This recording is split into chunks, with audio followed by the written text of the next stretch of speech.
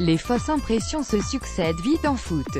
Prenons l'avant-match PSG-Monaco, à force de dire que le PSG ratait ses grands rendez-vous, à force d'insister sur ses échecs répétés contre les grands d'Europe, à force de rappeler que Monaco tenait de près le PSG depuis 2 saisons, 6 points d'écart sur 2 saisons, à force de voir la Ligue 1 progresser, avec 4 cadors tenant les premiers rôles, à force de s'auto-persuader que sur un match, tout est possible, on avait donc fini par croire que l'AS Monaco pouvait accrocher le PSG, mais la vérité sur le football français nous est apparue si crue à l'occasion de la finale de la Coupe de la Ligue.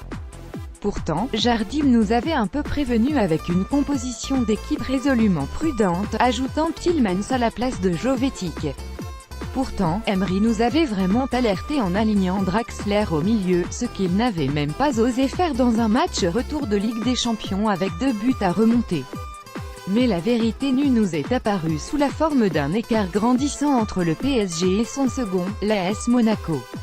Même si l'assistance vidéo à l'arbitrage a fait largement parler, l'écart de 3 buts n'a pas même choqué, c'est un fait. Non, même sur un match, le PSG ne peut pas perdre en France, peut-être même pas sur une mi-temps. Bien sûr, il ne finira pas la saison invaincu. Car, sur la longueur du championnat, il peut avoir un moment de marée basse. Mais dès que la mer forcit, il est intouchable, témoin, ses 40 matchs de coupe remportés consécutivement depuis plus de 4 ans. Où est l'incertitude du sport et l'esprit coupe? Pour comprendre, il faut donner le vrai bilan du PSG 2017 18e. Le PSG domine la Ligue 1, vous dites? Vous n'avez pas bien saisi, pas bien lu les chiffres.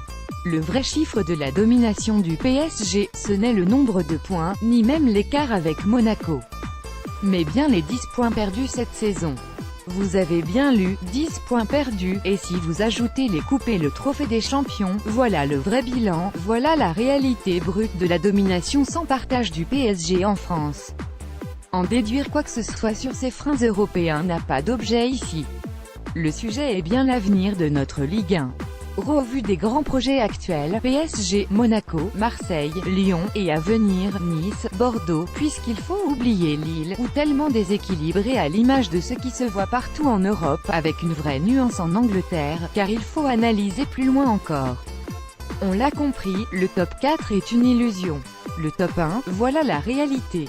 Quand le champion de France 2017, car c'était Monaco, on l'a déjà oublié, vend son meilleur avenir, Kylian Mbappé, à son dauphin, on a compris que les deux clubs ne sont pas dans la même cour.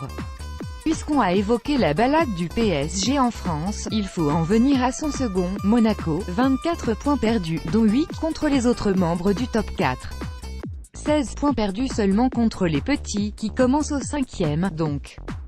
C'est dire que Monaco, si loin du PSG, est un très bon deuxième. Idem pour l'OM qui n'a pas battu un top 4, mais perdu seulement 16 points contre les autres, 1 défaite, seulement. La seule défaite de l'OM en dessous du top 4, est survenue contre Rennes, 5e avec une différence de but de 3. Heureusement qu'il y avait l'OL pour nous offrir quelques surprises cette saison. Dans ce déséquilibre ambiant, observez encore qu'un club de milieu de tableau oscille entre -6 et -16 de différence de but.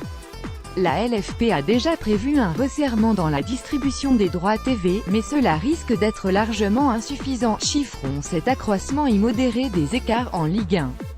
Regardons les performances de nos 3 premiers face à la piétaille, donc à partir du 5e.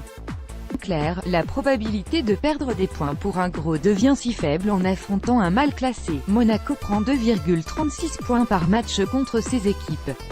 Il lui reste 7 matchs de la sorte, soit environ 16,5 points.